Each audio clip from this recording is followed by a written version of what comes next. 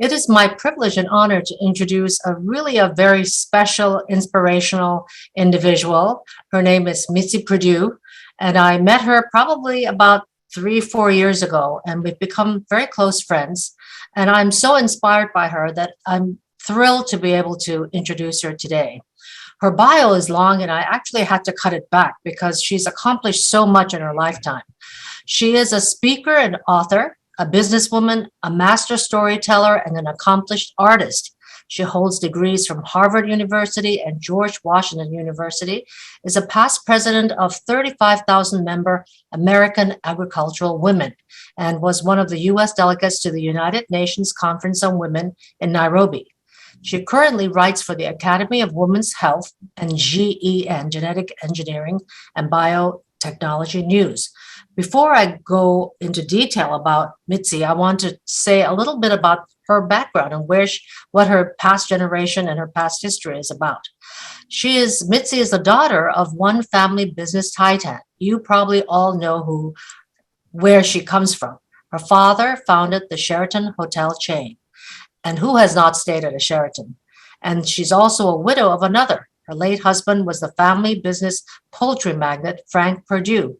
And who has not eaten a Perdue chicken, right?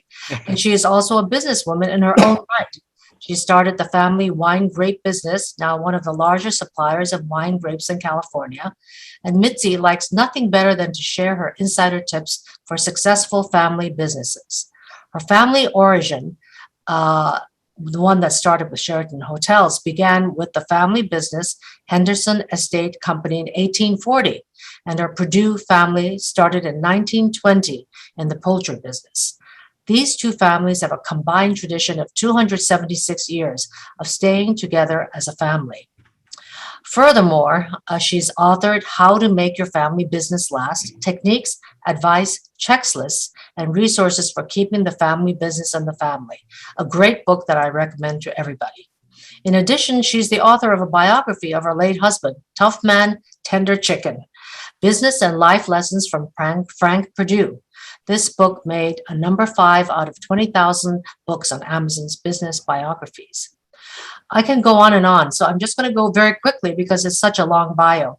She's also the author of more than 1,800 newspaper and magazine articles on family business, food, agricultural, the environment, philanthropy, biotechnology, genetic engineering, and women's health. She was a syndicated columnist for 22 years. For 2 years, she was a commissioner on the National Commission on Libraries and Information Science. And I just mentioned a few more things. Mitzi also produced more than 400 half-hour interviews called Mitzi's Country Magazine, the CBS affiliate of Sacramento. In addition, she hosted more than 300 editions of Mitzi's Country Comments, syndicated to 76 stations, and her radio series Tips from the Farmer to You was broadcasted weekly nationwide. But more recently, her passion has taken on to fighting sex trafficking, which we will explore a little later in greater detail. But that has led me to really vote Mitzi Perdue at cnnheroes.com as my personal hero. So I hope all of you, after hearing your story, you'll join me and vote for her at cnnheroes.com. So welcome, Mitzi. So I know we don't have much time. I think we have about another 15 minutes or so, but I just want to have our audience get to know you, and if you can share your vast experience in raising families, keeping the family net worth and value and having that grow. But one of the first things you observed and decided to do is to help other high net worth families run their family offices so that they can preserve and grow their net worth. Can you talk a little bit about that? Yeah, I'd like nothing better than to share some of the information that I have. Because if you're part of a family business, your chances of making it to the next generation statistically are only 30%. Your chances of making it 100 years are 1 in 1,000. So how can you improve those odds? And what I've been studying for a good bit of my life, both through watching and then academic study as well, is that family businesses, if they're going to survive, there's some things that they absolutely have to learn. And in both the Hendersons and the Perdues, one of the first things that we just instill in children from infancy is keep quarrels inside the family. It's okay to get as mad as you want, throw things, yell, scream. But the moment that you take a quarrel public, like you take it to the newspapers or you have adversarial lawyers representing each other, you're very likely to be part of the 70% that don't make it. Because, and I'm going to quote some academic research on this. It comes from Dennis Jaffe, a hero of mine, who has spent 40 years studying family business dynamics. Dennis Jaffe says that of the 70% that don't make it, most of the reasons that they don't make it aren't that they made bad investment decisions or bad tax decisions or had the wrong product. That's not it. The overwhelming majority are family quarrels.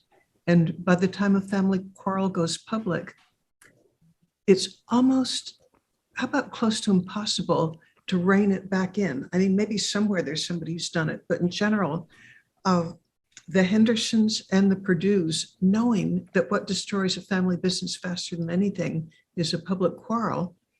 So something that I recommend to anybody who has a family business is teach the kids from infancy, and I'm going to share what it was in my own family, that we don't wash our dirty linen in public. And I was brought up with that so strongly that it's sort of the equivalent of, I was also brought up with thou shalt not commit murder. Well, the two were sort of almost equally strongly instilled in the kids. And we actually, this was put to a test because when my father died, he died fairly young at age 70. And we thought he'd live another 15 years. It was sudden. And there was a great big question, do we sell Sheraton or not? And the family was split on this. Some of them, me, for example, felt, but this is father's legacy. This is who we are.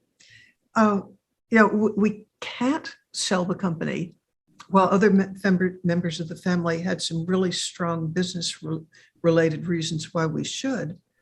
But I think you can hardly imagine the intensity of the feelings. I mean, they were white hot.